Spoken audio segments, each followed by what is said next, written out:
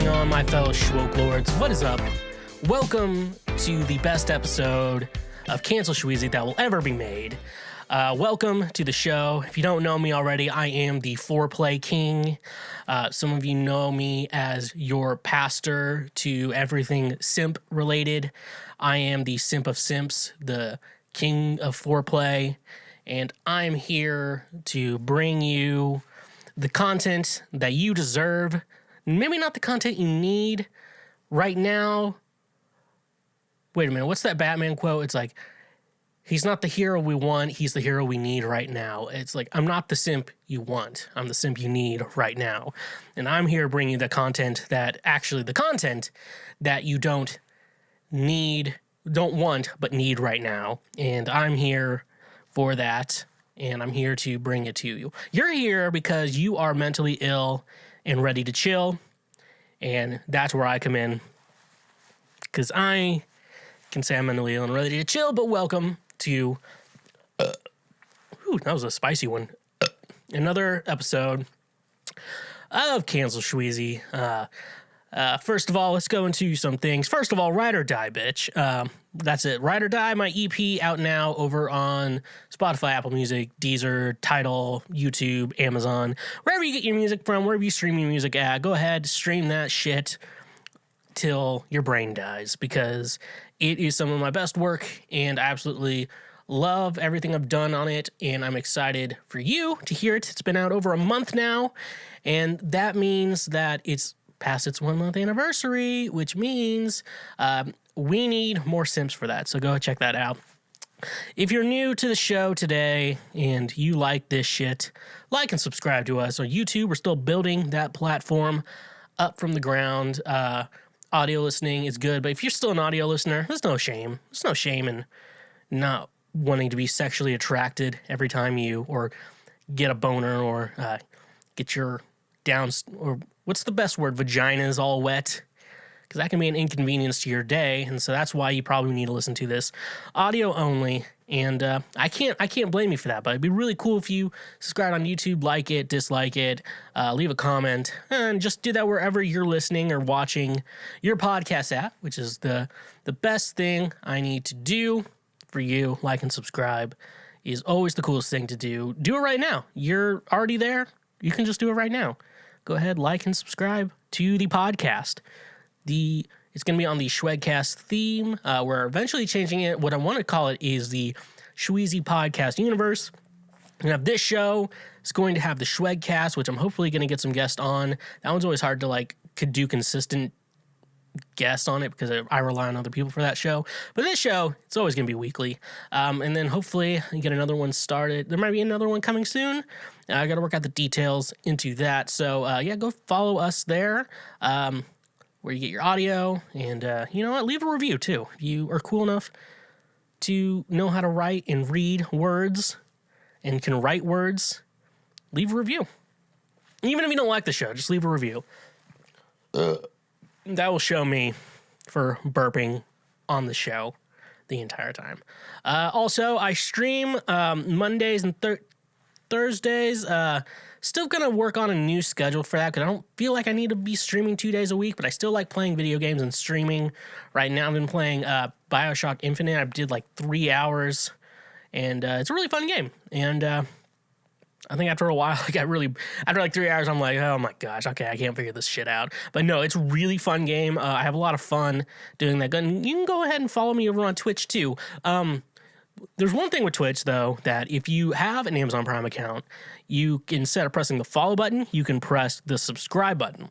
Typically, it's worth around $5 a month, but if you have an Amazon Prime account, you can connect the two, and you can press the subscribe button, which financially helps this show, the podcasting, the streaming, my music, which some of you may like more than me just blabbering on about bullshit here. But no, that helps. And basically, though, if you already have an Amazon Prime account and you use your Amazon Prime account and don't necessarily use Twitch that much, if you don't subscribe to someone, you're basically giving Jeff Bezos $5 extra a month. And we don't want to give Jeff Bezos any more money than he already has, because he's bald, because he's evil, and he's probably Lex Luthor.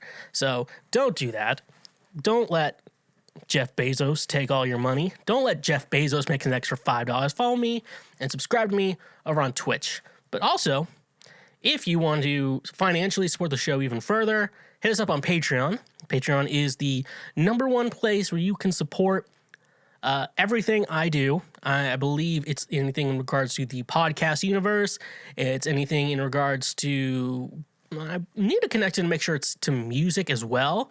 It's the best way to support me financially. Right now, it's a $5 a month tier, only one tier, and that gets you ad-free episodes of all my shows that I have. And it's a great way to say thank you for being a friend.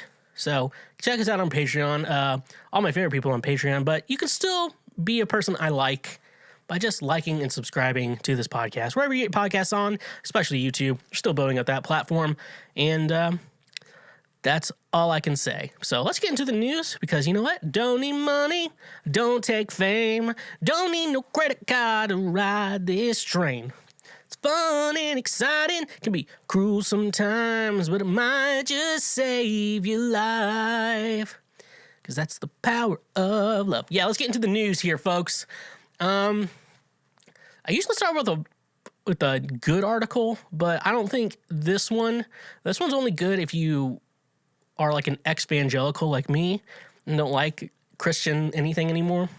So this one's in the eye of the beholder, whether or not this is a good article to start the show with. Hillsong leaders' old sex book slurs reignite shocking church scandal. Okay, maybe this isn't a good article for anyone. But anyways, so yeah, this is from the New York Post. You know, they have they kind of look like they're fake, but I don't know. I just find headlines I think are funny and then read the articles from there. Let's get into it. So much for judging not so you may not be judged.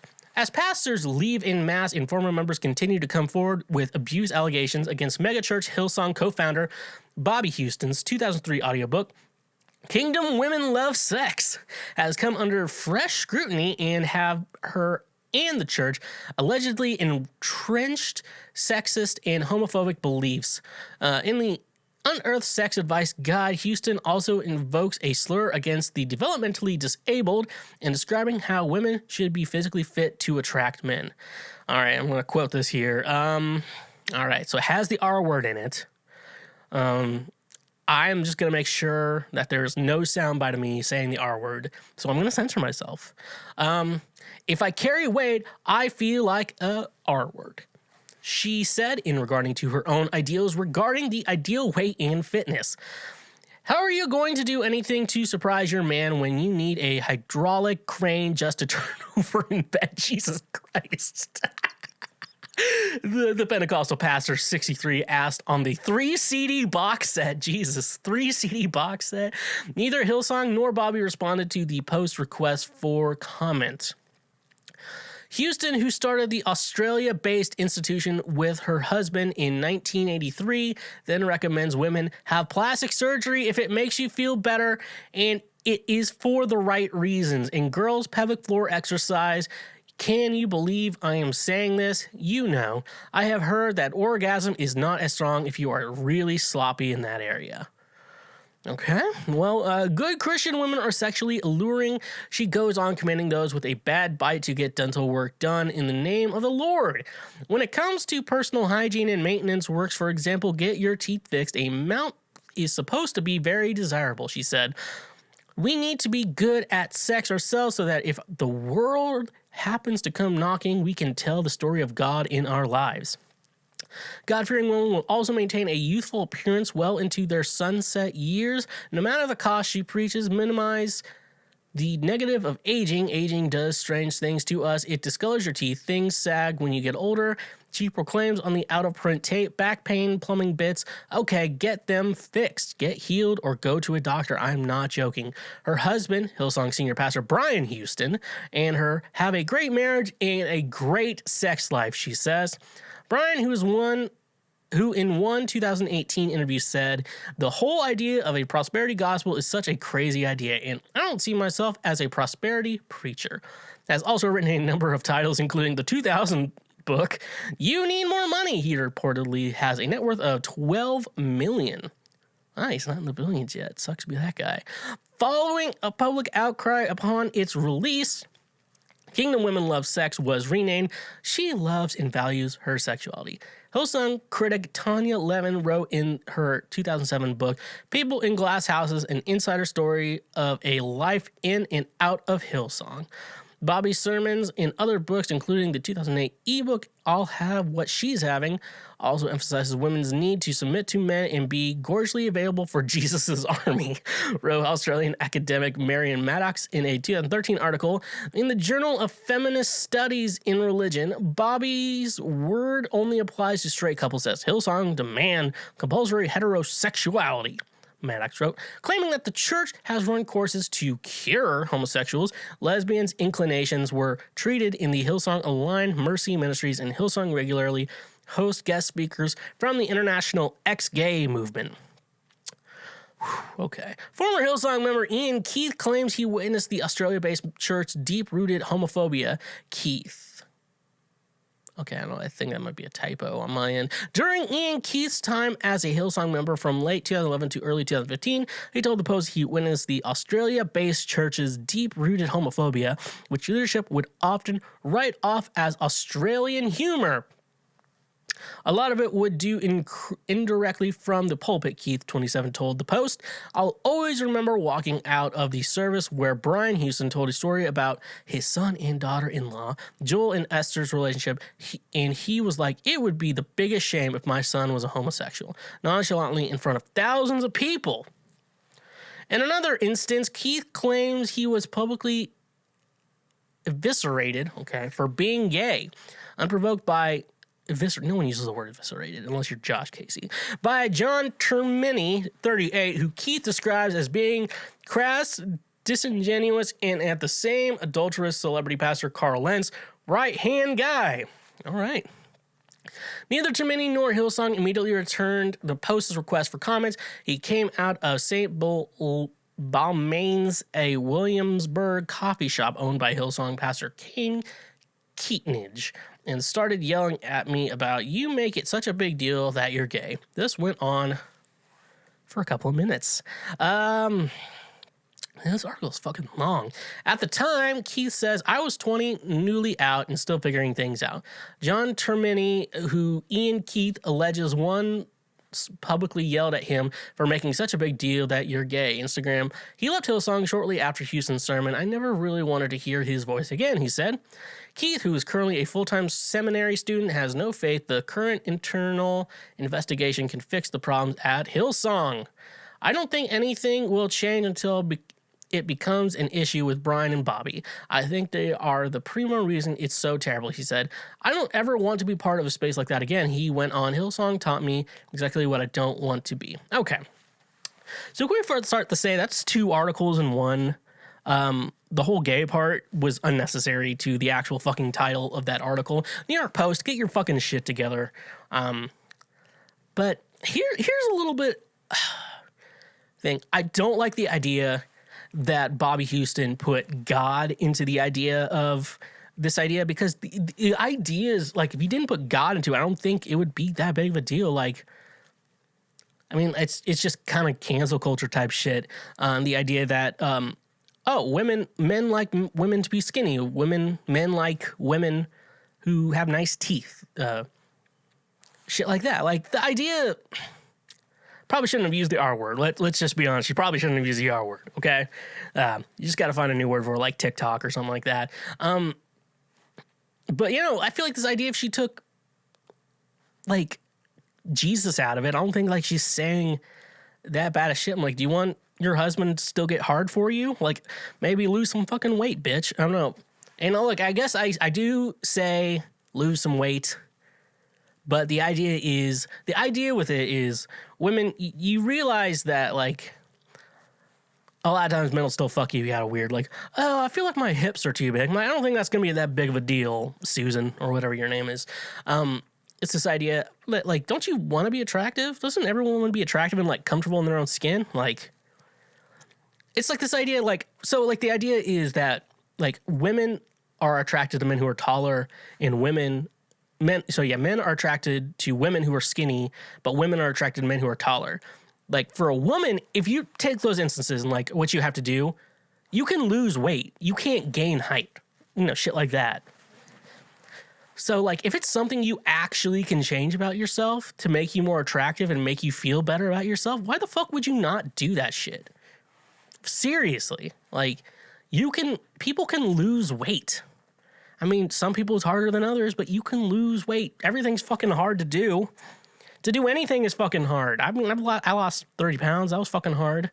I didn't drink for like 2 months. That was hard. That was actually worse than the weight loss because I did keto. So I was like, I can eat bacon and shit. It's just no bread. But no, I don't understand. Like, if she didn't put Jesus into that stuff, like, I don't think what she's saying is that bad. Like, if she just wrote a book like how to give a man a boner and like, here's what you need to do, become attractive. I feel like the plastic surgery shit, I don't know. I feel like with a lot of plastic surgery, well, I guess the idea with plastic surgery, I guess I would say, is at least go to a good doctor because you only notice the bad plastic surgery and shit like that. But a lot of times, like, to make yourself more attractive, I guess I can talk about women, to make yourself more attractive, a lot of times plastic surgery isn't the answer. Like, oh, I don't like my nose. I'm like, I don't think I'm going to give a shit about your nose if you're still hot. You know, if I'm attracted to you, more than likely, I'm probably not going to be worried about what your nose looks like and shit like that, you know? It's like, so, like, she's saying is not bad, but personal hygiene, you gotta keep up. Everyone should keep up with their personal hygiene. For real, you need to not fucking smell bad. Just take care of yourself, people. It's like, it's a controversial thing to say take care of yourself. Go fuck yourself, people. If taking care of yourselves is, like, a big deal, you just go fuck yourself, okay? Go fuck yourself. All right, I'm going to move on to the next article I have here. Grimes says, okay, Grimes, you know, her friend of No Artist Now. This is from I also want to say Page 6 is a new website. I'm going to try to at least get one article a week from them because they do the best journalism I've ever seen in my life. Last week, we did Bella Thorne's boyfriend touched her butt. They wrote a whole article on that. So I have to say, they're probably the best news source I've ever seen. But this week is on Grimes, you know, Elon Musk's wife, who used to be really cool, and now she is not cool at all, and she's just annoying and a sellout and defending her rich husband's being stingy. And I wish the soundboard was working this week, but there's a long story behind that, and it's not working this week. I'd be like, come on now, don't be stingy. But anyways, let's just go into this article from Page 6, best news source. Grimes says she finally has COVID-19, is weirdly enjoying it. Enjoying all the DayQuil. I'm going to read that title again. Grimes says she finally has COVID-19 and is weirdly enjoying all the DayQuil. That's from Page 6, you know, the best news source. Elon Musk's girlfriend Grimes says she's finally caught COVID-19 and has been a trippy experience for the Canadian singer. Finally got COVID-19, but weirdly enjoying the DayQuil fever dreams 2021. She wrote in her Instagram stories. The 32-year-old singer who shares baby boy, like I said, the baby boy's name is stupid, so we're calling him Kyle. She shares baby boy Kyle with Musk, 49, included an image of artwork for singers SZA's tune Good Days, adding, "This song is so," followed by several emojis. This Miss Anthropocene artist and Musk have been together since 2018. The son was born in May. She doesn't mention whether Musk or her child are also diagnosed. So Grimes used to be so cool. And now, after Elon Musk and defending how shitty Elon Musk is, and you really, I feel like a lot of these CEOs, you really see their true colors after COVID. You know, we've really been seeing their true colors after COVID. And Grimes is no better. Grimes, we need to stop. We need to actually cancel Grimes, maybe. I don't know. Let's just stop giving her attention, I would say, because she doesn't deserve it. She is enjoying all the DayQuil. People are dying from fucking COVID-19, Grimes. People are dying from this shit. And you're like, you know, I'm finally happy I have it because it's been like a trippy experience for me. You know what's really trippy experience? Death. Oh my God. the way I see Grimes is like an ex-girlfriend who you like really loved, and now let's just say like an ex-girlfriend from like maybe 5-6 years ago that you really did love, and then now you look at them and they're just like, you're not the person I was in love with, you know, like this isn't the person I fell in love with, and like the person you are now is not the person I fell in love with. And that's Grimes. Like, you're not the person that people loved whose music they loved. Like your dumbass baby Kyle and your dumbass genius boyfriend Elon Musk, who probably is very shitty. So, yeah, fuck Grimes, fuck Elon Musk, and fuck Kyle. All right. Let's get into this next one. Okay, this one's a little bit brighter, so I'm going to drink a little bit of wine here. I got box wine, so I don't just drink the whole fucking bottle in one sitting. Police officer mistaken for stripper at a swinger party. This is from Derecho and Zapatillas. I'm assuming it's not. This article is not from the United States. The illegal party took place in Mar del Plata City, Argentina, where there are restrictions due to COVID-19. The officer dressed up as police was thought to be part of the ongoing show. When the police arrived to raid the house, 20 couples were having dinner at a farm located in Sierra de los Padres, Mar del Plata, 400 kilometers south of Buenos Aires. Those were the previous moments of the swinger party about to come next. After it was denounced, some police officers and inspectors who work for the municipality knocked on the door at 10 p.m. Men opened them and kindly invited to get in. Since the party house did not have a valid permission and there are ongoing additional restrictions due to the pandemic, the officer decided to get in. When they saw us, they thought we were part of the show, that we were strippers, a police source told Infobae, a local media outlet which published the news. Inside the house, one of the women who was going to participate in the swinger meeting ran into one of the police officers who participated in the operation. She thought she was one of the party, and whispered, "Look at your eyes. You make me warm up," reported the journalist Mauricio Luna for Infobae. All the participants were identified and indicted by violations of Section 205 of the Criminal Code, which punished whoever disobeys sanitary measure for epidemic containment. The premise where the party was held were also closed, and the property owner will have to attend the court of misdemeanors, which will determine the fine. The person who denounced the party also said that it is not the first time they organize these kind of events, in that even the 20 married couples originally from the city of Buenos Aires paid a sexual tour that included accommodations, transfer meals, and several nights of fun, Infobae reported. Okay. This is not the first time something like this happens. In England, a police officer was also mistook for a stripper at a birthday party. That's from the BBC. So anyways, I feel like if you're going to hire a stripper, don't have them dress up like cops, because it's going to get very confusing, folks. Very, very confusing. And that is why you don't hire cops to be strippers. If I can teach you anything from this lesson, is that you don't hire cops as strippers. All right, next article. All right, let's see here. This is from Insider. They're big insiders. Let's see here. A Canadian woman walked her husband on a leash to get around strict curfew rules, but they were caught and fined $1,500 each. So thank you, Insider, for going into this journalism for me, please.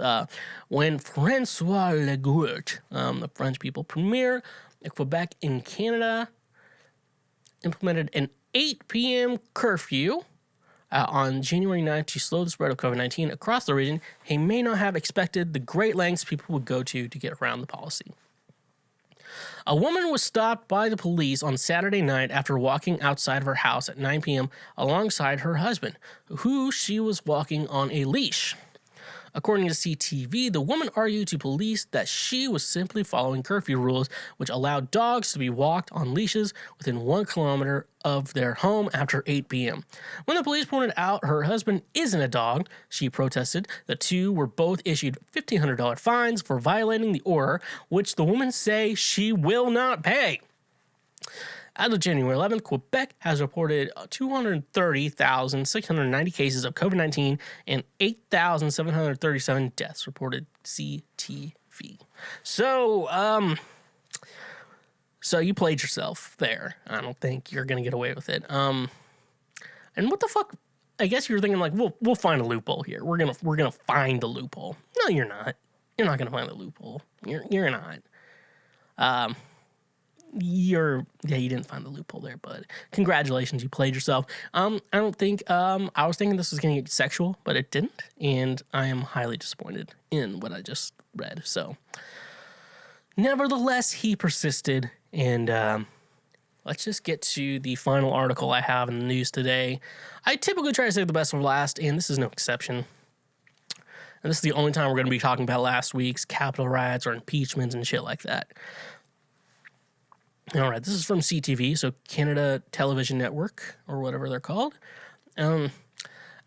Axe condemns U.S. Capitol riots after a can of body spray left by mobs. And, of course, people in the mobs were using Axe body spray. That is making a lot of sense here. Sound like people who use the same body spray they used in high school.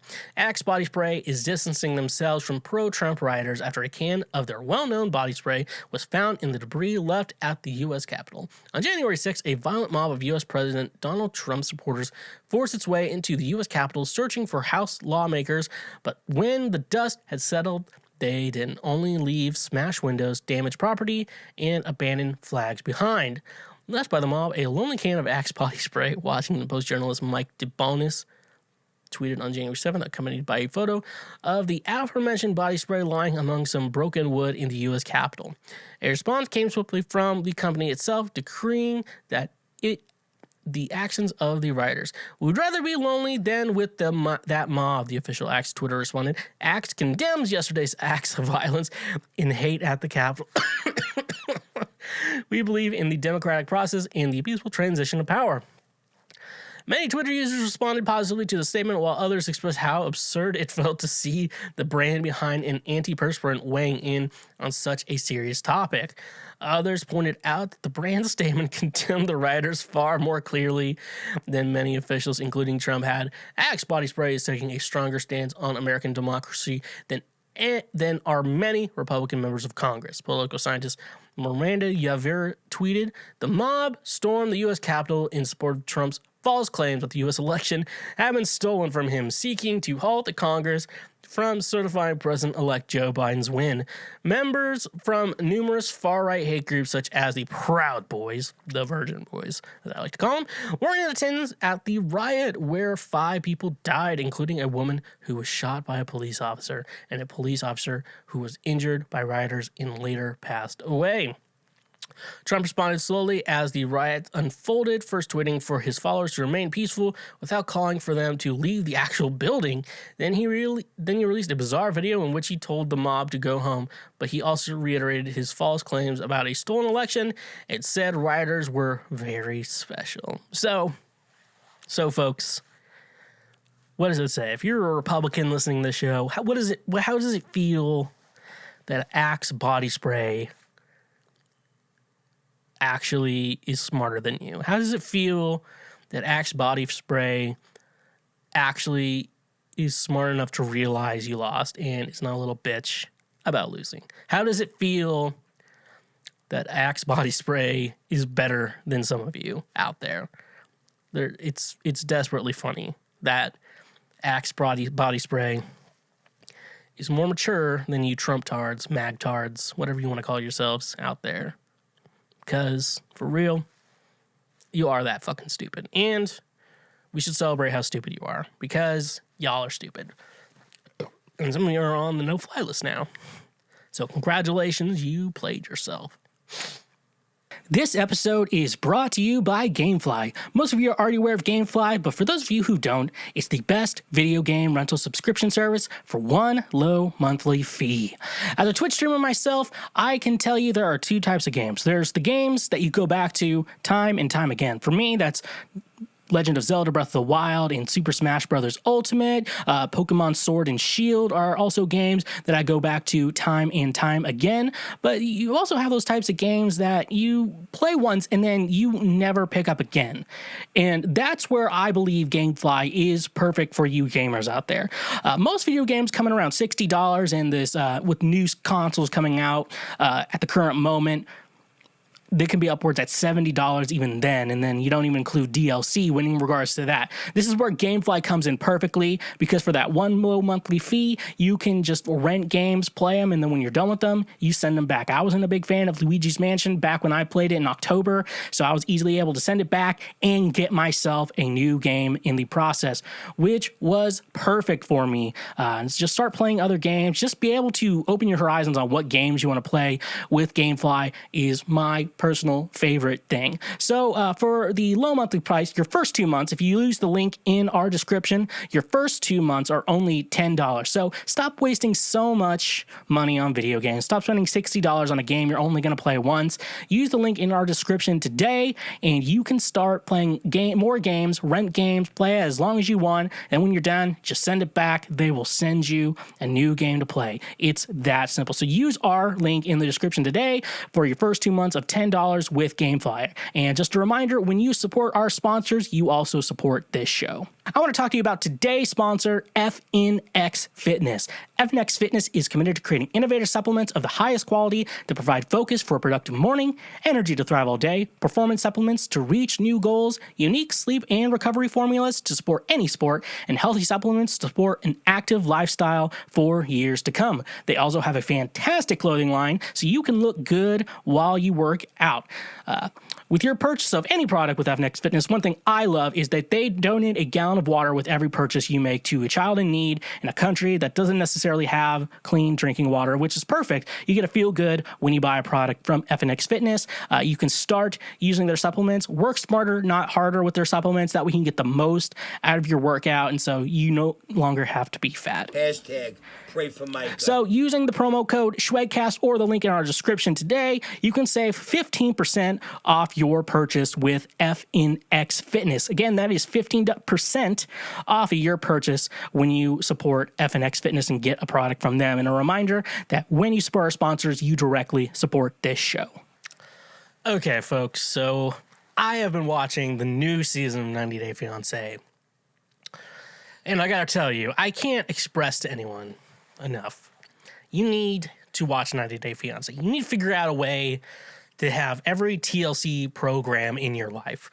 They just released Discovery Plus, and I should probably get TLC Plus Discovery Plus to be like a sponsor for this show. I feel like I could try and get them, but no, it's like $5 a month. I have cable because I got cable specifically for TLC.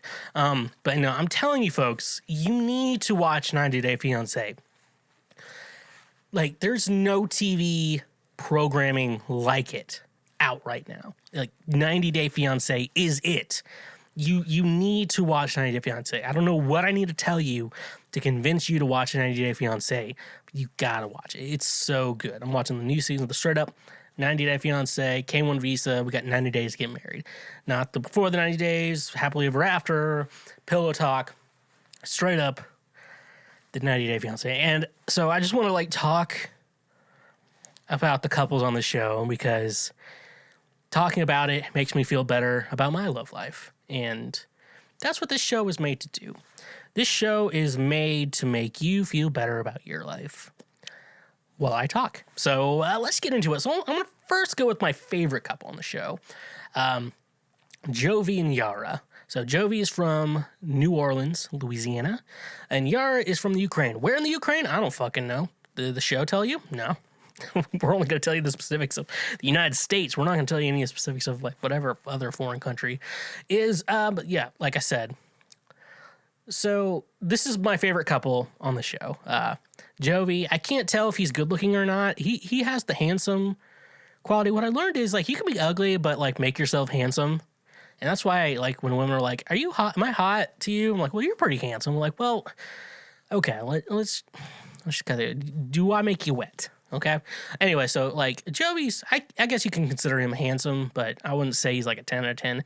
Yara is like this 10 out of 10 beautiful Russian babe. Like if you're gonna like buy a Russian model or whatever the fuck, that was a fucking weird ass sentence to say. But no, like say if like when you think of that idea of like a mail order bride or like I'm gonna get a wife from Russia, like this is it.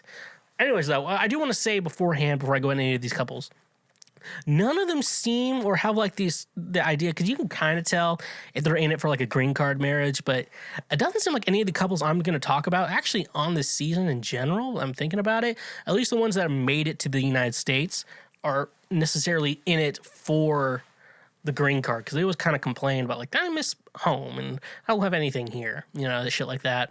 What a normal person would say when they move to a different country where they only know like one person and you're fucking that person. So, no, like Yara is like 10 out of 10, beautiful, beautiful woman. And so I see why Joey's into that shit, but also they got a lot of fucking problems and I'm going to tell you about this. So Jovi works on like boats. I don't know the specifics of it because I don't actually really care about the job because I'm here for the couple drama. And so like basically how it like works out with the job, and I get how it works out, I guess, you know, because I'm a musician and I tour and stuff like that.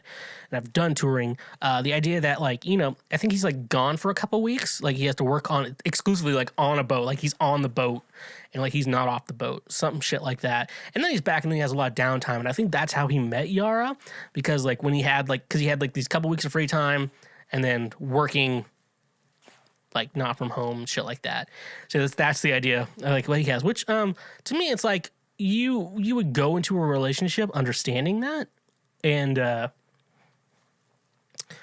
it's just stuff like that, because I just understand like if I'm dating someone and I'm hopefully when COVID ends, I'm hopefully going to be touring a lot more because I feel like that's what I'm like, I'm being pretty stingy about that. I'm like, I want to play a fucking show. I want to go to a fucking concert. I want to do all this fucking shit.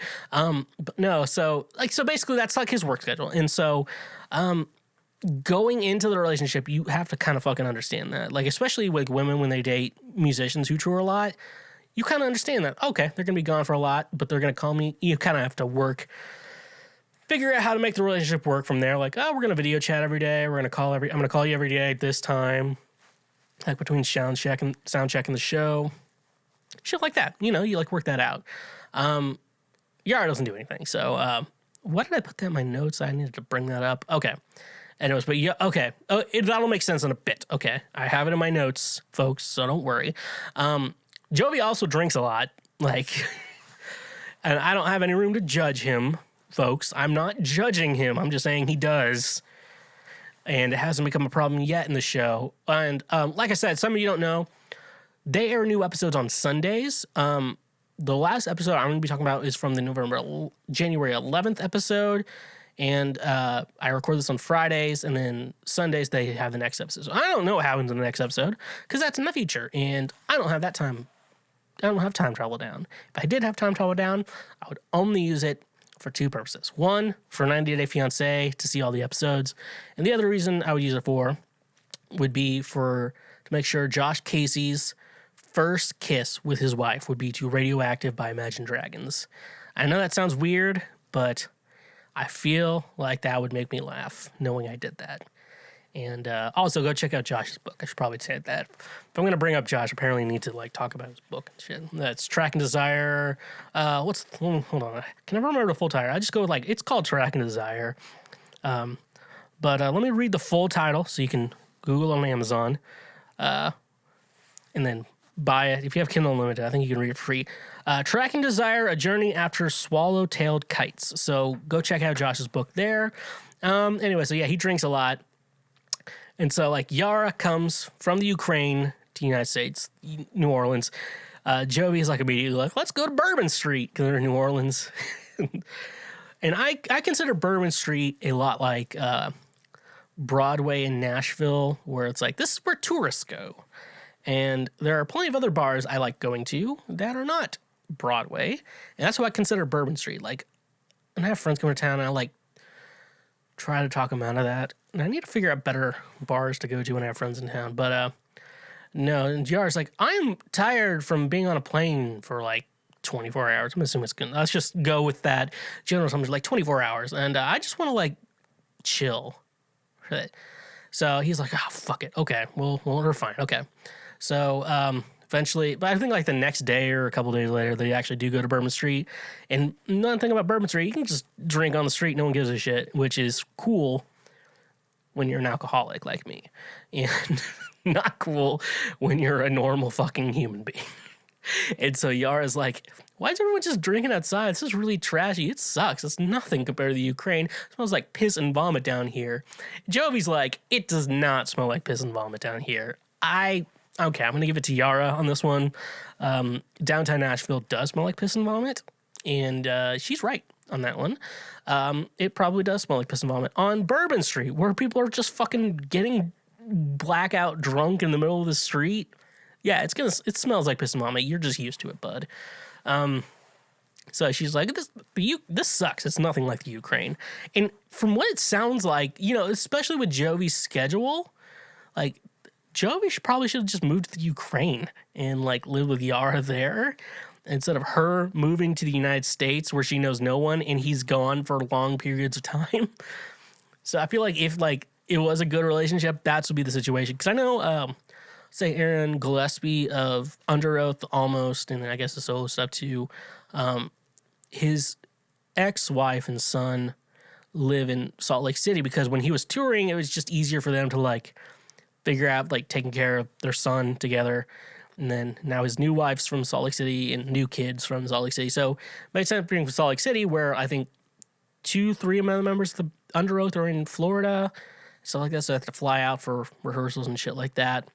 The idea, but his like his child, it makes sense for his child to be in Salt Lake City where his ex-wife is to have help and shit like that. I guess it makes sense when he's actually touring and like traveling and shit like that. Like it makes sense to be have like a steady home.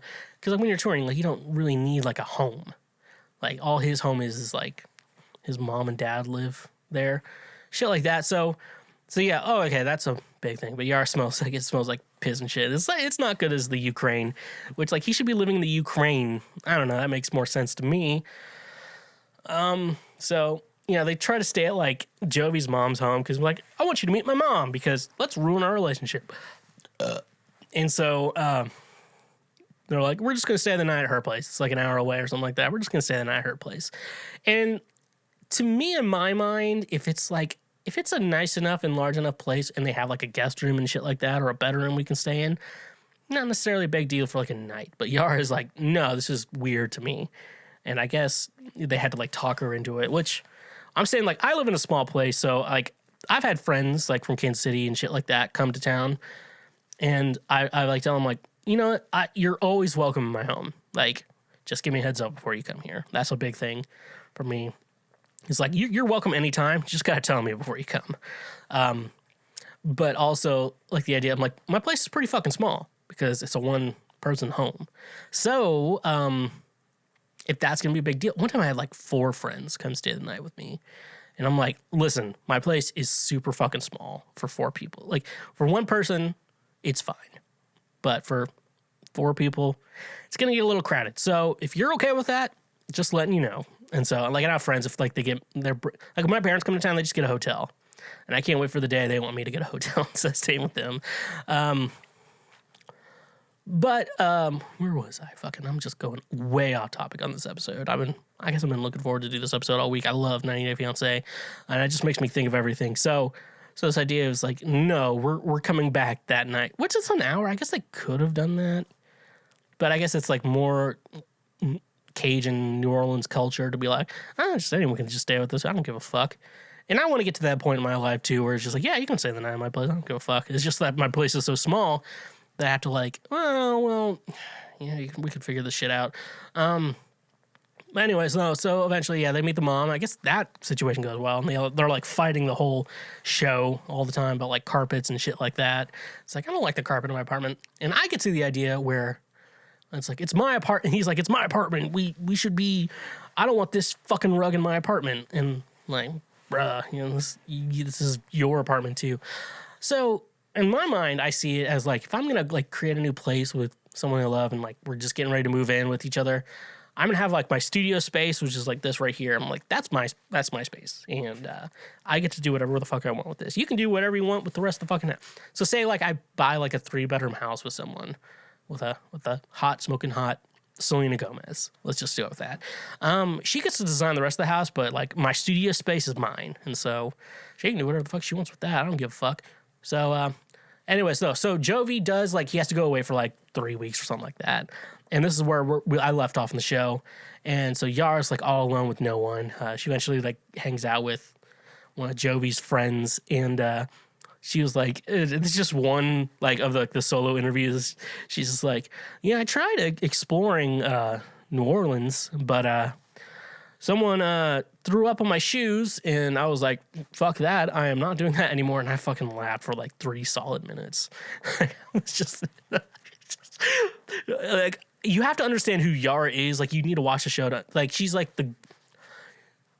a girl who would never have to deal with someone vomiting on her feet, her shoes. Oh my god, it's so fucking it's just fucking funny thinking about that. It's like a Honeydew with Ryan Sickler moments where you just like these bad moments in your life that you look back on and think they're pretty funny now. But that's my favorite couple on 90 Day Fiancé. Just these two people who just argue all the time and are just probably terrible over each other. I would say I said this with some friends on like Wednesday, on this past Wednesday on me. Yara looks wise is a 10 out of 10. Personality wise, she's probably like a 3 out of 10. And so that's how the show airs her to me. But who knows, if she got schwoke and ended up with me, we could be different. Fairy tale lovers in the sheets. That's lyrics from Ride or Die for FGTRTD by Schweezy, out now on all your streaming platforms. All right, we got 3 more couples I want to get into on this show. So we got Brandon from Dinwiddle, Virginia. Why did I fucking say it like that? And we got Julia, Russia. Nowhere in Russia is the largest country in the fucking world. It just says Russia. But anyway, so like you kind of get this idea of Brandon at first. Brandon, like he's talking, like he seems like a really nice guy. Seems like a really good guy, a really good, solid guy. Like he'd make, seems like he'd make any woman happy. And he's talking to like, I've never been in a relationship before until I met Julia, and he's like talking like that. It's like I've always had problems. I could just never get a girlfriend until I met Julia. And then he learned that he's very uncomfortably close with his mother and father. And that's what I like to call mommy issues. Women have daddy issues. We all know what daddy issues are. Very fun women to have sex with. But not to marry. I like the manageable daddy issues because I feel like I know how to work with that. But nevertheless, he persisted. But yeah, no. His parents are very big proponents in the show, which you think is probably not something that should happen. Like, your parents shouldn't be involved with your love life. I mean, personally, I've seen enough episodes of Everybody Loves Raymond to know that fucking fact. But Brandon and his parents have not watched Everybody Loves Raymond to know that you shouldn't get involved. Well, talking to the parents at this moment, you shouldn't get involved with your child's sex life and love life. And that's a very thing. If you have a child, do not get involved with their love life. Just don't. That's just good. It's going to make your life a lot better. So, let's talk about this couple. So, Brandon lives with his parents, and he works on the farm, but then he also, like, is a pest. He does pest control, too. And so they have this farm, and, like, so Brandon, they have a farm. Brandon lives on the farm with his parents. But Brandon's parents and Brandon both have day jobs. So their farm, it's either like extra money or just for fun. Which I have relatives who are farmers and they make a living doing farm shit. And so my idea behind it, I maybe not know enough about farming, but wouldn't the idea of having your own farm be your income and shit like that? Like, shouldn't, because what's the point of like having to do all that fucking work on the farm if you're not making a living off of it? Even if it's like, oh, I have to do 3 hours of work a day on this fucking farm. Like, shouldn't you like make money off of that shit? That would make sense to me, but not to Brandon's family. Not to Brandon's family. That's not shit they're into. But, so yeah, they work on a farm and they all have day jobs. Julia, when she lived in Russia, was a go-go dancer. And I don't know what a go-go dancer is, I'm going to be honest with you. But I assume it's being a stripper or just not, it's not necessarily, basically like a strip club where you just look hot and dance around. And that sounds, for her, like a great way to make money, but for me, a big waste of money. And so, she can make the money if she wants to. I don't give a fuck, like I said. And so, like I said, and Brandon lives with his parents. So, since Brandon lives with his parents and Julia was approved for her K-1 visa, Julia's like, I'm going to move to the United States to be with you, Brandon, because we're engaged and we're going to be together forever. And if this is going to work, I'm probably going to have to move to the United States. And so Brandon's like, okay, we can live with my parents. For some fucking reason, because you just want your parents involved in your love life. For Brandon, apparently. Why doesn't Brandon just fuck his mom? Come on. Anyways, though, but Brandon's parents are not too keen on Julie and Brandon sharing the same bedroom because they're not married yet and they're old-fashioned. Even though Brandon's dad was married 2 other times for Brandon's mom, so he's the expert on marriage and relationships. So let's give him that. The man who's been married 3 times is going to talk to Brandon about how to be in a relationship. I'm not going to take your advice, buddy. Okay? I'm not going to take your advice since you've been married 3 fucking times. You can get married once and get divorced. And your second one, you have to make count. Because if you get divorced after the second one, buddy, I'm not listening to your opinion on relationships. I've been married 0 times, and I give the best relationship advice. So yeah, and so he has, like, Brandon has to, like, argue with his parents. Brandon's my age. He's, like, 27, 28 or something like that. He's my age, and I've not lived with my parents since I was 19, so this year I'm going to turn 28, so I'm almost 9 years not living with my parents like a normal person. Who doesn't have a podcast and a drinking problem, and all right, we're not talking about my problems right now. So yeah, Brandon lives with his parents. He's like, maybe we should stay in the same room. They're like, well, it's different when you're like in a hotel, but when it's our home, you need to sleep in separate bedrooms. So that's weird, and they're not budging on that shit. And Julia, in the whole time, which finally she comes over. Oh no, we have to talk about this first. So Julia comes to America, and usually in the first meeting, it's usually just like the man and the woman, assuming the hetero relationship people. Let's not get stingy with that. But now Brandon's parents were like, we're coming too, bitch, and we're gonna stay a weekend in Washington D.C. and we're all gonna hang out. And so the whole thing's just fucking weird to me. But anyways, no, Brandon's parents come, and first, and then one big thing is Brandon has to explain to her that they're sleeping in separate bedrooms. That's fucking weird. Still fucking weird. And they're getting into a fight because Brandon's mom also is worried about Julia's birth control, or if she's on any sort of contraceptive or whatever. And Julia doesn't know enough English to properly defend herself. So Julia is just like, I don't want to drink anything, which is basically what she's trying to say is, I don't want to take birth control or something. Like, a lot of women aren't, I mean, I'm just saying, if I was a woman, I'd try every form of birth control because I would not want any baby coming out of me, or I don't want a baby. And so, like, that's my idea behind it. But she doesn't want to take it, I guess, because I know, like, the pills give you weird side effects. I'm not a woman, so I can't really speak on this shit, you know? But, so she's trying to convince him, like, I can get you an appointment with my gynecologist to get you on birth control. This is just imagine ladies listening to this. your soon-to-be mother-in-law is trying to get you on birth control and setting you up with a gynecologist. That's weird, right? Like, this family doesn't understand boundaries, I guess, which is very funny to watch, but awful to be in. Like, ladies, if you're in this relationship, just get the fuck out, to be honest with you. And if you're with me, I'll let you know that I love my mom, but I'm not in love with my mom, so I'm the perfect package. No, so yeah, Brandon also said he told his mom that he doesn't like wearing condoms. Like, why are you telling your mom that you don't enjoy wearing condoms? Bro, what the fuck?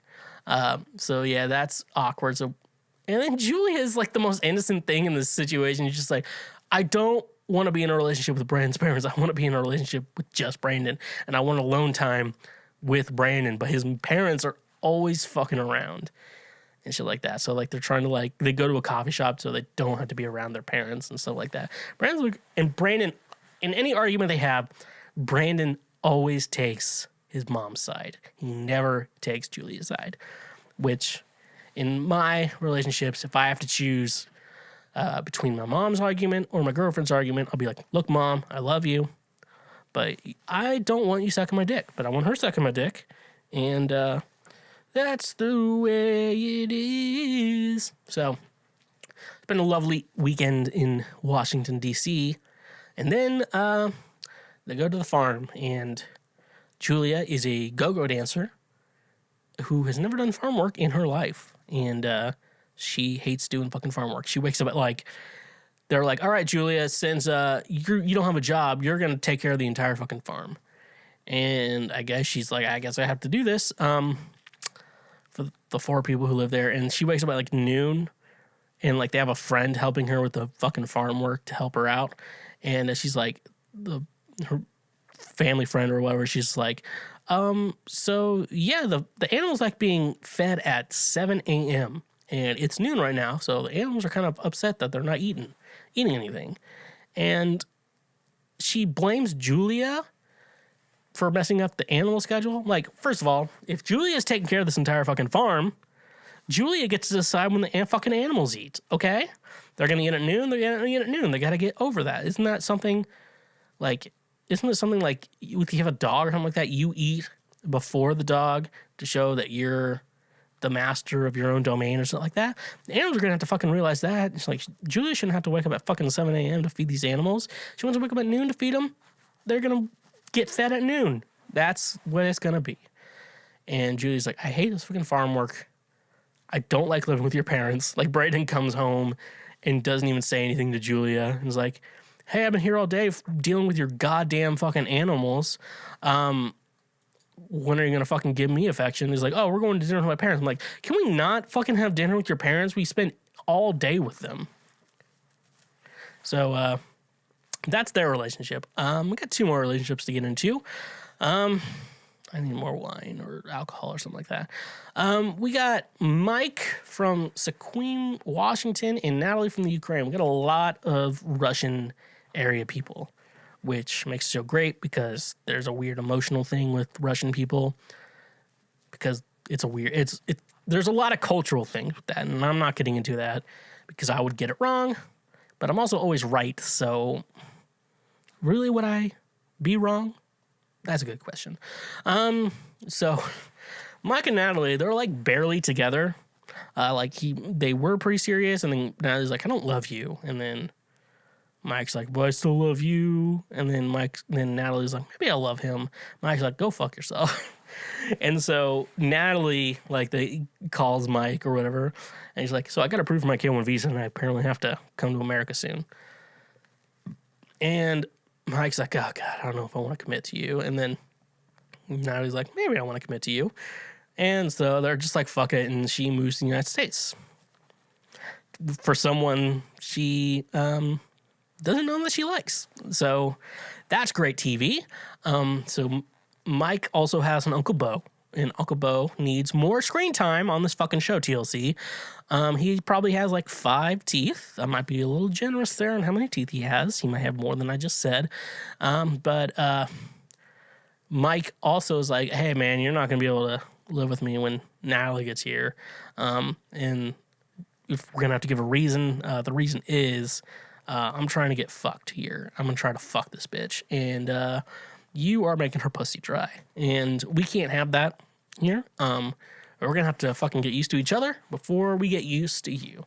And so he kicks Uncle Bo out. Uncle Bo is also like his cousin, so maybe there's like an age difference which makes sense, but I don't know. That's weird. But Uncle Bo needs to get more airtime. Maybe we get my Uncle Bo. Let's just give Uncle Bo an entire TV show, TLC. I will help produce it, and I'll even make you free music for it. Okay, let's do that. So obviously, it seems like all these couples, like when they come in, they like try to do like a romantic weekend at like a hotel, and then they come back to their shitty lives. And that's my favorite part of this whole thing is when they come back to the shitty lives, because Mike makes like 0 attempts for Natalie to feel at home in his home.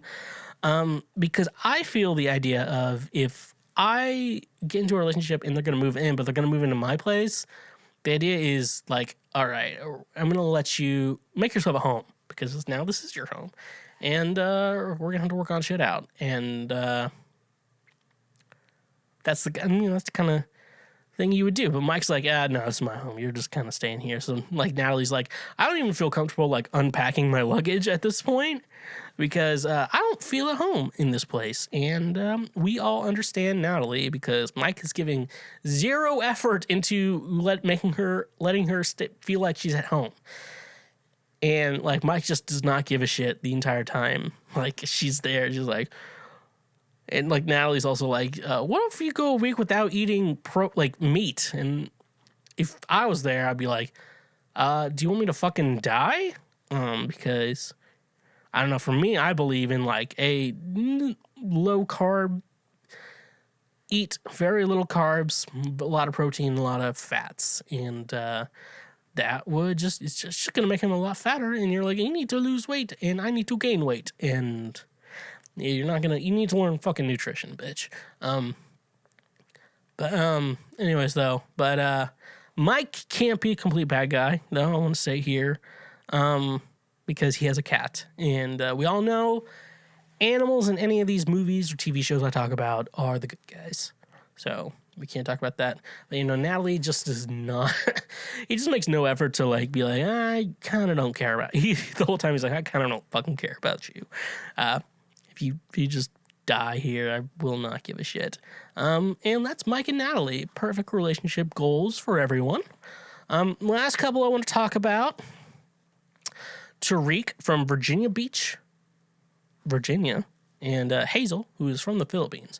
So Tariq is a 46-year-old rapper who claims he's a good rapper. That was the first way you introduced him to him, and you listen to him rap. He's not a good rapper, folks. He's not a good rapper. But thankfully, compared to 90 Day Fiancé, before the 90 days, with Uzman or / Soulja Boy, it's not the premise of the show. It's not part of the show to promote his fucking music. But his music he's not a good rapper. He says, no, I'm a pretty good rapper too. No, you're not, man. No, you're not. And you can see the producer's face. He's just like, all right, man, you want to do another take on that? Like, you're paying me by the hour, bitch.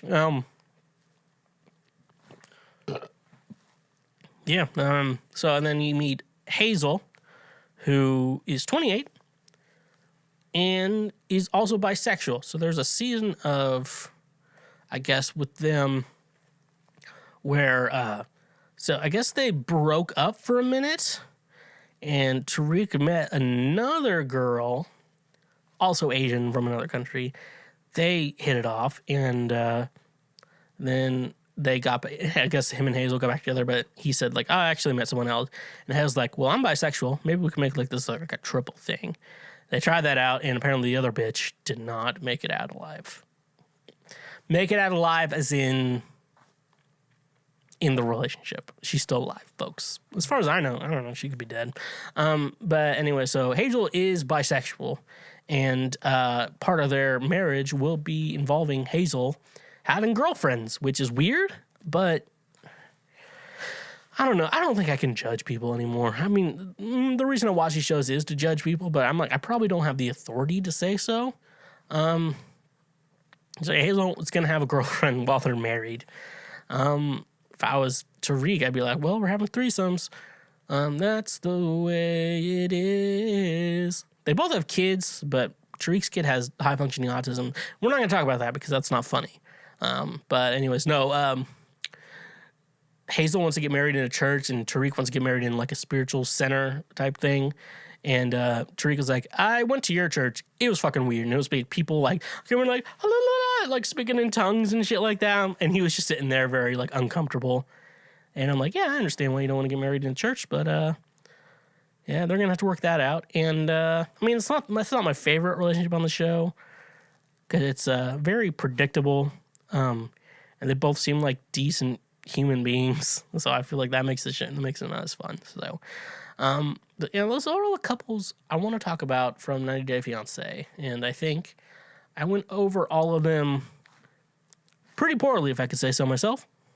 This episode is brought to you by Duke Cannon Supply Company's Beer and Bourbon Box. Duke Cannon hails from a simpler time, a time when the term handyman was redundant, a time when chivalry wasn't considered old-fashioned. Duke Cannon's purpose is simple: to make superior quality grooming goods that meet the high standards of hard-working men. In the history of great duos, the partnership of beer and bourbon is even more important to our way of life than mac and cheese, or if you're across the pond, fish and chips. Comes complete with 3 big beer soaps, a delicious scented sandalwood soap made with old Milwaukee beer, a fresh citrus woodsy offering made with Deschutes Fresh Squeezed IPA, and a warm cedar scent made with Budweiser, and 1 big American bourbon soap, a rich oak barrel scented bar made with Buffalo Trace bourbon. A perfect gift for the gentleman who needs to appreciate a fine drink and a distinguished fragrance. Women love a distinguished fragrance, and this is perfect for that man in your life. Use the link in our description today, and that way you can get free shipping on your order over $20. And when you support our sponsors, you also support this show. This episode of the Schwegcast is brought to you by Honey. Honey is a free browser extension you can download using the link in the description of this episode. Honey searches the entire internet for promo codes, coupon codes, free shipping, and anything else that will save you money when buying things online. It is 100% free, and at no point will you have to pay for it with any microtransactions. It's just as simple as pressing a single button, and you can start saving money. It's that simple. I use Honey myself. I've been using it for years, and it's a great way to save money on pizza. It's a great way for me to buy audio equipment online. It always saves me money. I've gotten 40%. I've gotten 50% even before. It is so great. I love Honey, and you will too. And if you don't use Honey, it's basically throwing money away. So use the link in the description of this episode. Install it on your web browser, whether that's Chrome, Safari, Opera, whatever it's called, and start saving money on things you buy every day anyways. Okay, so it's time for me to give advice to your lives. The lives that you find boring, because probably people listening to this have happy relationships. And this is where I come in to fix your lives and make them better. So let's just get into it. Let's get into all the questions I have to fix your relationship. Do boys like flowers? I already know I'm going to answer this one. My boyfriend has been having a very stressful time this past week with a lot. I want to cheer him up with what small gifts can I give him? Snacks? How do boys feel about flowers? Would you be happy to receive flowers as a gift from your girlfriend? I feel like it's a common gift for women, but we rarely see it given to men.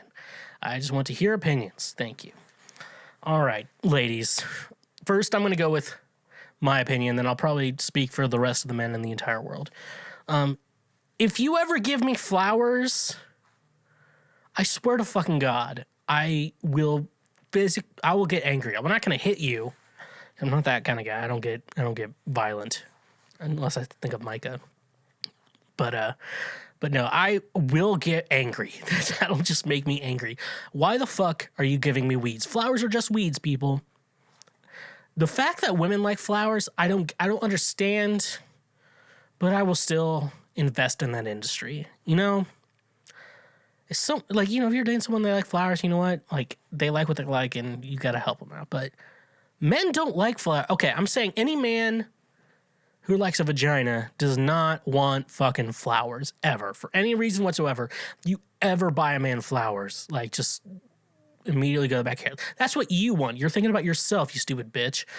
What do men want? Say in this situation, you say, my boyfriend has been having a stressful time this past week.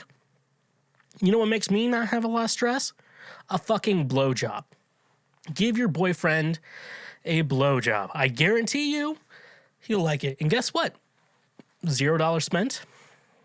As you like pay for a class that trains you on how to do blowjobs, which respect for you if you don't like you had to take a class on that. But no, you definitely do not buy him flowers. If your boyfriend's stressed and you buy him flowers, he will get angry because that is the stupidest fucking gift. Men see flowers as weeds. Women see flowers as for something weird. Like, women are just weird. Like, men enjoy video games, and like women will criticize men like, oh, you bought a skin for your video game character. And then I could be like, well, you put fake nails over your real nails, and like you put paint on your face to try to look more attractive than you are, you ugly bitch. Never buy a man flowers. I don't care if he actually wants flowers. Never fucking buy him flowers. All men want a blowjob, except for Josh Casey, who does not like getting his penis touched. And you can find out more in Tracking Desire. What's the full title? I need to keep that written down. Tracking Desire, A Journey After Swallow-Tailed Kites. So if you want to know why Josh doesn't like getting his penis touched, read that book. So never get a man fucking flowers. Always give a man a blowjob.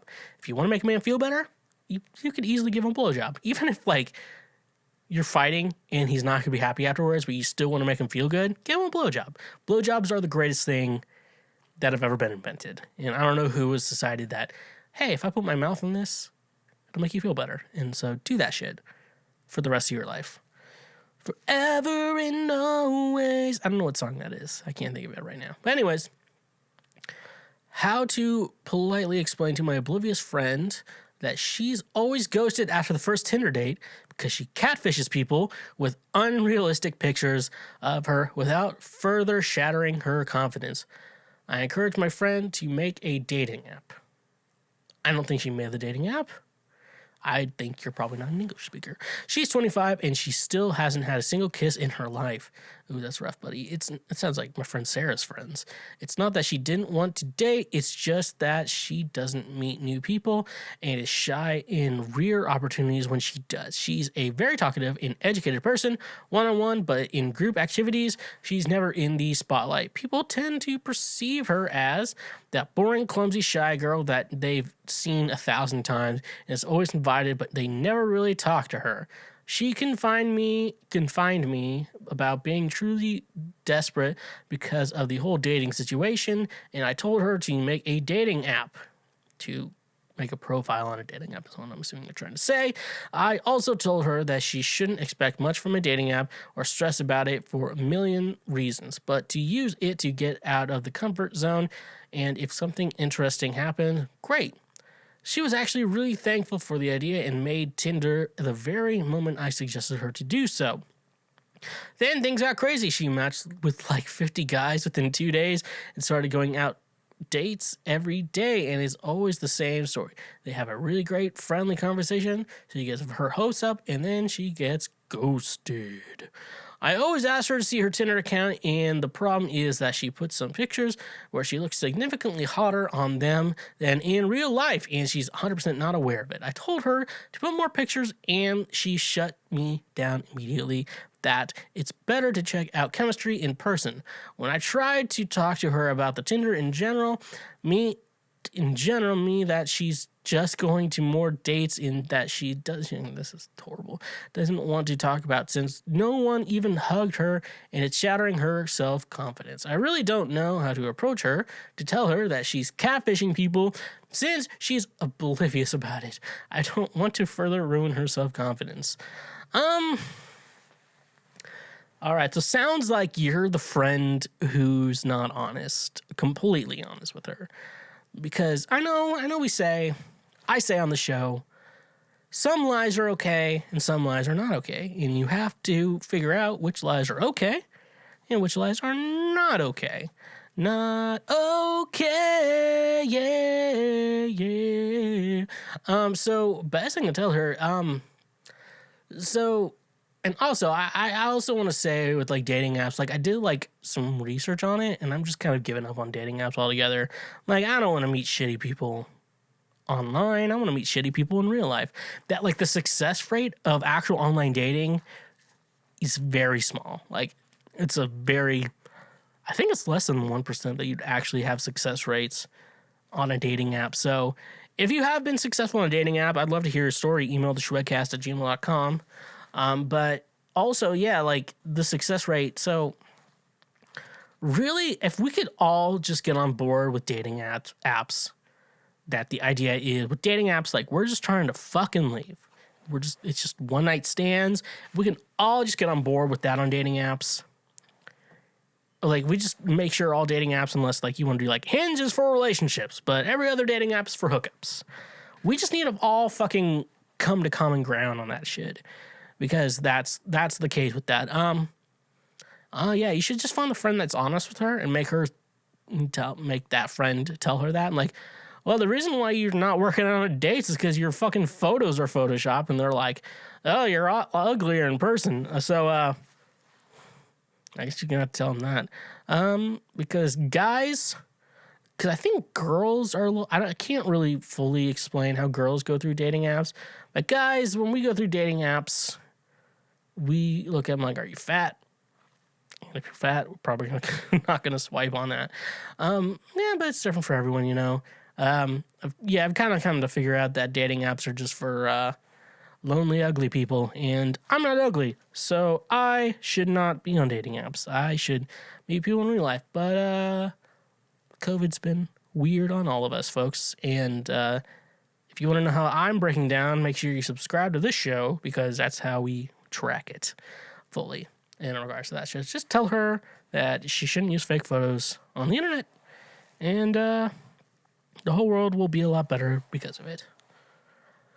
All right, next up I have my boyfriend told his friends about the role play we did in bed. All right. This one's going to sound good. I'm furious with my boyfriend because of this. Because I persuaded him into doing a Scooby-Doo role play in bed a few weeks ago. Nothing weird. Fuck. I was Daphne and he was Fred. We were pretending that we were solving a mystery, but all the clues were in intimate areas. If you know what I mean, it was fun, but my boyfriend thought it'd be a good idea to tell his group of friends about it, and now every time they see me, they call me Daphne. Oh my God. Man, if any of my friends told me that, I'd be calling her Daphne too. My boyfriend says nothing when they say it because he thinks it's funny. I told him that it was super disrespectful to tell his friends private details of our sex life, but he thinks that I'm being dramatic and I need to lighten up.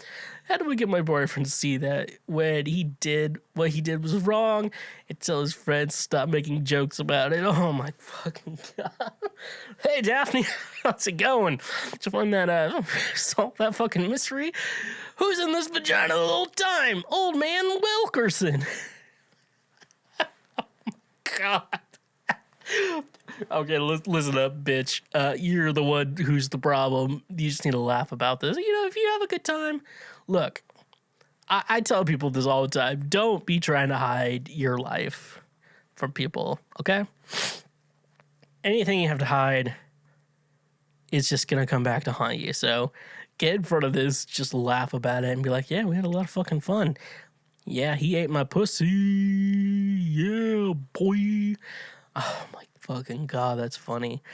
You just need to realize it's pretty fucking funny too. Just stop being so stingy. I wish I had the soundboard to work now, but it's not working right now. Long story that I don't want to get into. But Jesus fucking Christ.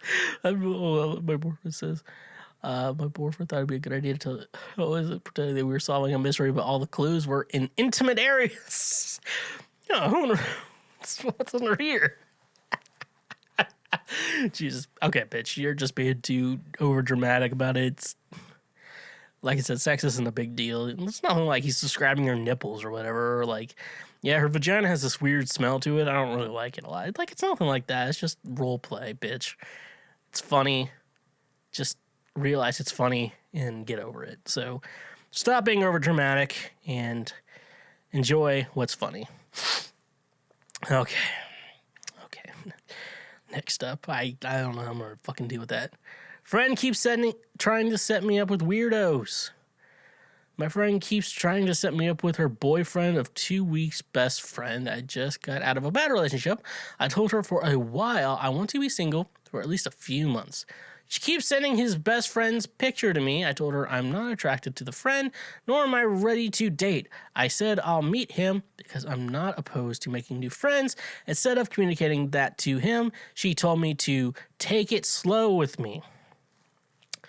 The guy was extremely pushy and possessive. I hung out in a group. He pulled me aside and asked why I was talking to other guys. I said, listen, I'm not obligated to anyone, and I'm allowed to talk to who I want.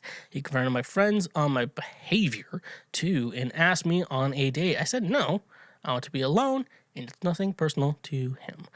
He told me, but it's me. How's Tuesday? I told my friends about this, and she was like, oh, he was drinking then. She asked what I would do if he kissed me, if I wanted to go on a double date. I told her he's not my type, and no, I want to be single. Even after all this, she still kept pushing. I ended up flipping out on them both because they don't respect the word no or my boundaries. I told the guy that he's not my type and to leave me alone. How do I communicate better? Does she sound like a bad friend? All right, so I'm single. I meet a lot of women. Talking to a lot of women. This is the type of guy you getting. Which the soundboard was working. I feel like that'd be a lot better. But if a friend's, I talk about a friend. Hey, can I see a picture of a friend? Let me see your friend real quick. Let me see if I like it. And if they want to send me with that friend, I'm like, they gotta pass the visual test. I have 20/20 vision. I have glasses for blue light, and I try not to wear them that often. But no, you gotta see a picture before you commit to anything. And women are like, we can be friends with guys. I'm like, guys want to fuck, bitch. Guys want to fuck. And so if you're going to do anything with a guy, do not be like, let's just be friends. Like, no, we're going to fuck or we're not going to be anything. We're just going to hang out in groups and do shit like that. We're going to hang out in groups and then eventually, but yeah, it doesn't sound like he's your type. And so just be honest with your friend. Hey, can you set me up with people who aren't ugly as fuck and I'm not attracted to and makes my pussy dry? You want to just say that? Why don't you just be fucking honest with your friend? They're your friends. You can be honest with your friends. Nothing wrong with being honest with your friends. Okay, folks?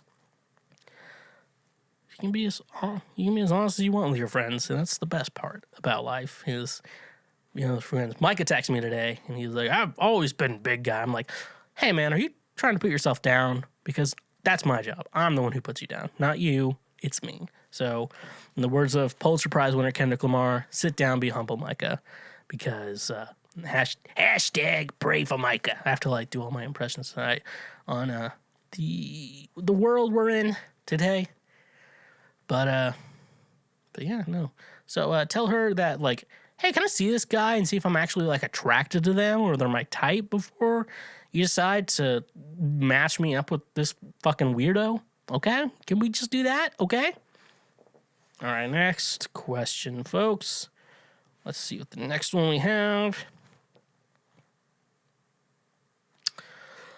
This was a weird fucking question. Boyfriend never asks for nudes, but I send them anyway. Should I stop? All right, let me just read it before I make a judgment from the title alone. So my boyfriend has never explicitly asked for nudes, but recently I left to be with my family for the holidays for about a month and started sending him some when I missed him. I find it really funny to send him sexy photos / videos of myself. He always seems to appreciate them, but he never really sends anything back. Hell, just say something like, damn, you're sexy. He also never asked for them. I just send them when I'm feeling horny and he's not around. I wonder if maybe I should stop sending them, like maybe he doesn't like them. I want to ask, but I'm a bit scared for my self-esteem. Self-esteem. Anyone have a partner like this to send unrequested nudes? How do you feel about it? I try to keep them tasteful, of course. Haha. So there's a lot of things you could do with this. A lot of ways I could answer this question. First question, I would just be honest with this guy, your boy, your man toy. Be like, hey, do you like these photos I send to you? And first just ask him, do you like these photos? And like, if he actually likes them, I feel like he can keep sending them. I feel like he's a respectful guy. What the fuck did I just say? Respectful guy who doesn't ask for nudes, because a real schwoke lord would never ask for nudes. They receive nudes the way you're sending them, which means you have a ride or die bitch out now on Spotify, Apple, Deezer, Tidal, Amazon, YouTube, wherever you're getting your music from. So yeah, you ride or die. You got a ride or die there.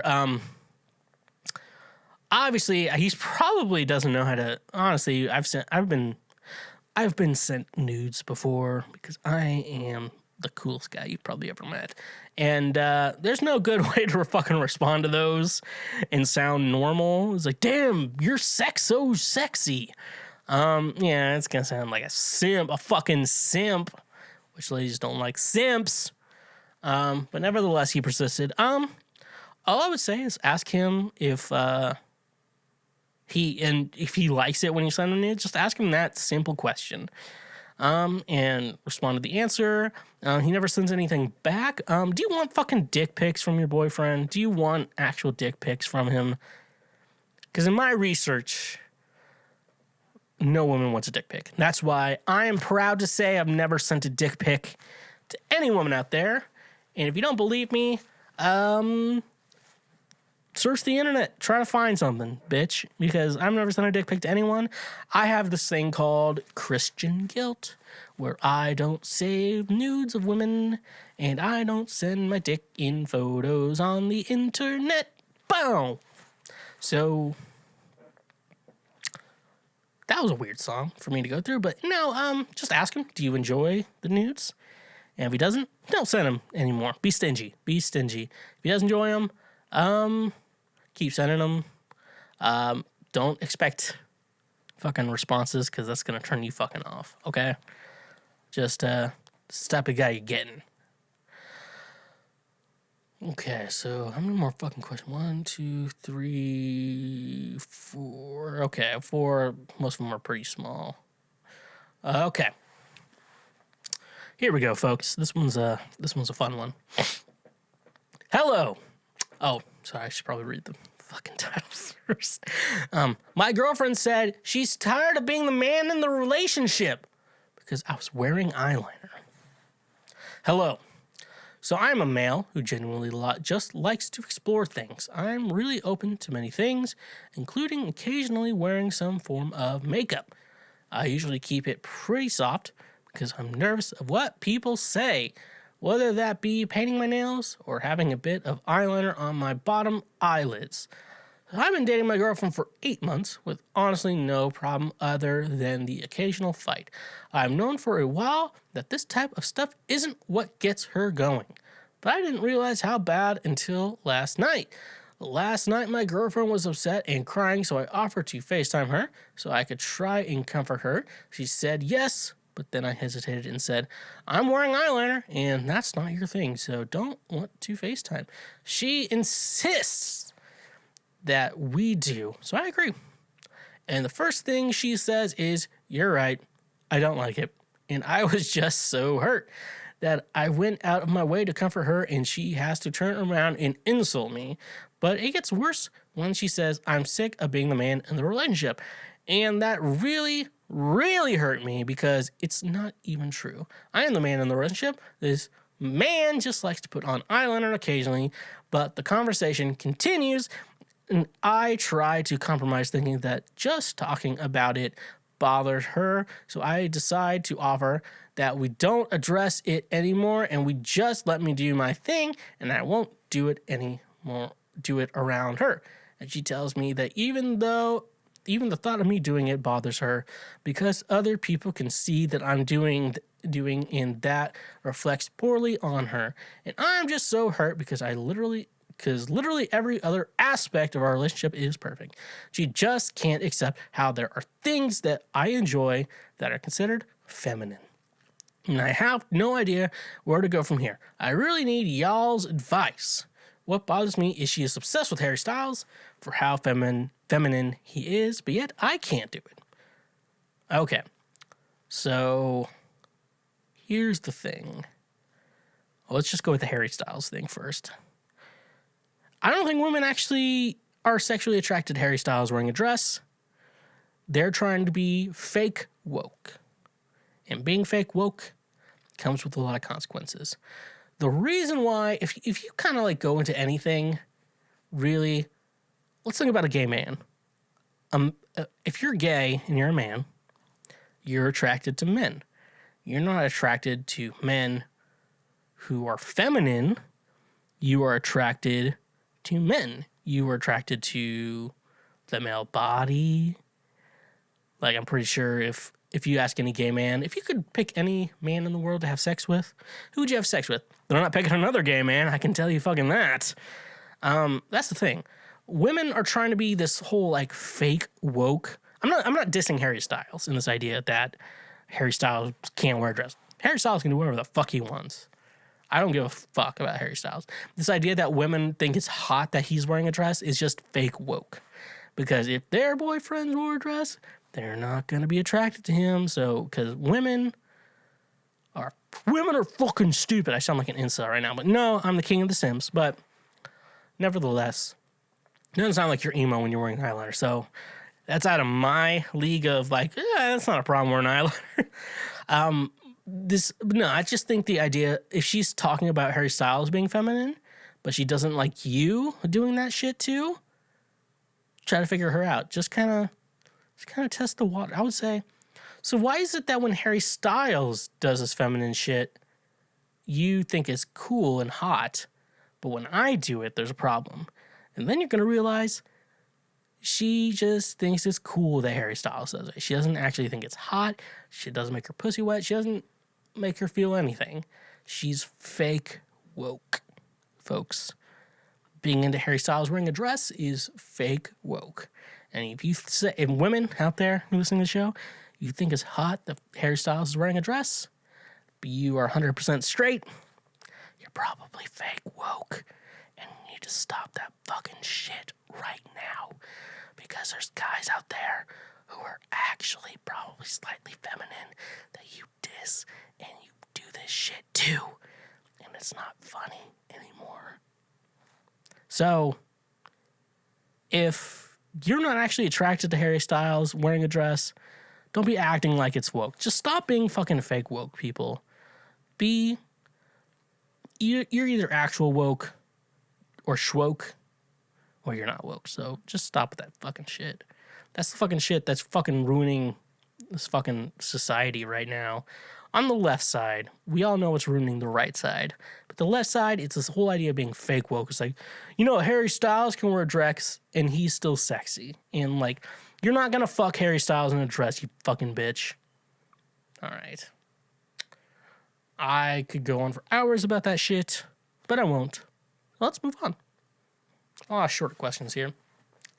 How are single people so good at giving relationship advice? I've seen people asking relationship advice to single people, and why does their advice always works? Probably because we're outside of your fucking relationship, and we can see we don't have feelings involved in that shit. And also, probably the reason why we're single is because we're super fucking stingy to whatever the fuck's going on in your life, because feelings are involved, and feelings are involved in our lives. And single people typically have higher standards than people in relationships. And people in happy relationships probably don't have a lot of high standards. Good for them. So don't be stingy. That's the reason why that we're better than you. and will always be better than you. Until I meet someone, and they're going to be the best person in my life. So, go fuck yourself. All right. Found out my husband pays for OnlyFans and a woman we both know in real life. Okay. Married 2 years, been together 11 years. We were happy, I guess, until he forgot to hide payments for OnlyFans. Found out he paid to see pictures of a girl he knows in real life. I don't know what to feel about that. It's messed up. So here's the thing with OnlyFans, and especially in this situation where he knows her in real life. He's probably just curious about what she looks like nude, which every man is. Like, I would say that every female I know in my life, I would very much like to know what they look like naked. And it doesn't lower any respect I have for them. It's more just curiosity, to be honest. I'm just more curious about what they look like naked. How much did it cost? Figure out how much it cost, how much he paid on this chick's OnlyFans account, because you can leave tips and get extra shit. Unless you just want to look at the main general profile. Well, that's a little thing. Like, you shouldn't be going into bankruptcy for just looking at this woman's nudes. But I would say he's mostly just curious, and you should probably just forget about it, because he's probably just curious. Because if we had access to every woman's nudes, we'd all pay a monthly fee to look at them. That's the way it is. All right. Well, looks like we're on to the last question, and I definitely saved the best one for last. I thought my boyfriend had a fart fetish, and now things are awkward. Oh boy, okay. So it began when we first started dating, and I felt uncomfortable using the toilet at his place or passing gas near him because I was self-conscious of the sound and smell. He is an extremely laid-back person, but these things and wanted us to be comfortable around each other. He passed gas loudly so that I would not feel embarrassed if I did the same. He began complimenting me if I had a particularly loud or smelly fart, and these compliments escalated over time and became more comical/theatrical. Some examples of this behavior include sniffing loudly if he smelled my fart and exclaiming, "Ooh boy, my farty girl. This girl knows how to fart. Hot doggy dog," and similar things. He will also put his face between my ass cheeks if he can hear gas moving in my intestines, wanting for the fart to drop, and then exclaim enthusiastically when it arrives. If we're chilling next to each other and I fart, he will sometimes place his hand on my ass cheeks, opening and closing them while saying, "Stand clear of the closing ass, please." Like the "stand clear of the closing doors, please" you hear on the speakers on a subway. Sometimes when I fart, he will cup his hands and move fart from my ass and into his face like if he was drinking from a spring. At least once a week, he will push on my stomach and make farting sounds with his mouth like I'm a human whoopee cushion. I thought all these things were funny or embarrassing in a lighthearted way. He had said previously that he doesn't have a fart fetish and that he mainly enjoys my exasperation and mild embarrassment. He enjoys doing strange but innocuous things for the shock value. Like between taking proper bites of a banana, he eats the string bit and calls it a palate cleanser while keeping eye contact and waiting for my reaction. I have not thought too much about it until last night when he was brushing his teeth and I was peeing and had a little toot. He probably kneels before me, spreads my thighs, plunges his head into the toilet bowl, and sniffs deeply. This made me stop and can reconsider everything. Would anyone go that far for the sake of a joke? Could it be that he actually had a fart fetish, but was too embarrassed to admit it, and his only way to indulge was through these jokes? I tried to ask him delicately, all the while reassuring him that I loved him and wanted to spend my life with him. He was very taken aback and seemed to be insulted that I couldn't possibly believe he had a genuine fetish.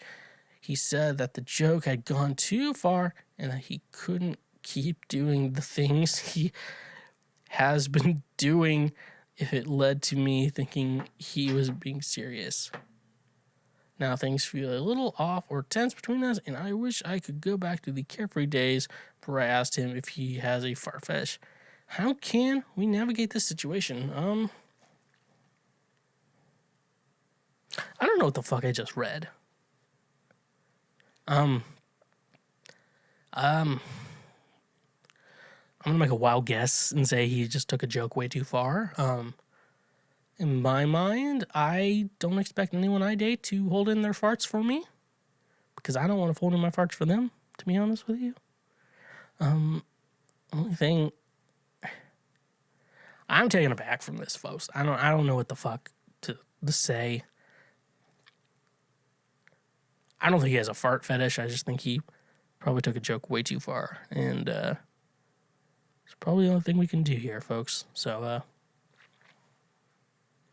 that's all I can say. So I'm going to end this episode. Thank you so much for listening to this episode of Cancel Schweezy.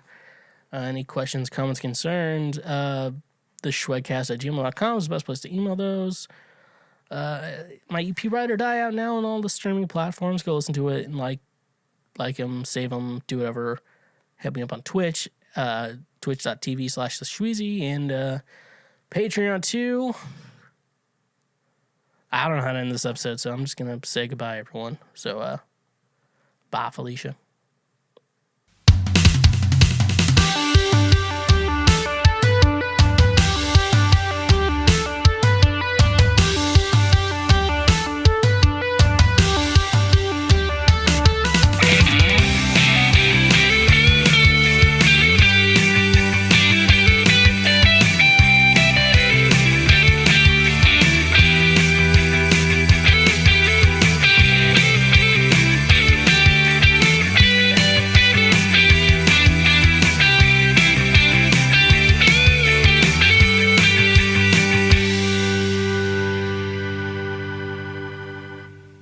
Hashtag pray for Micah. Hey, you just finished a full episode of the Schwegcast. I hope your brain cells don't hurt. If you want to support this show financially in the best way possible, go check us out on Patreon for $5 a month. You can get ad-free episodes of the Schwegcast and is the best way to personally support me and this channel.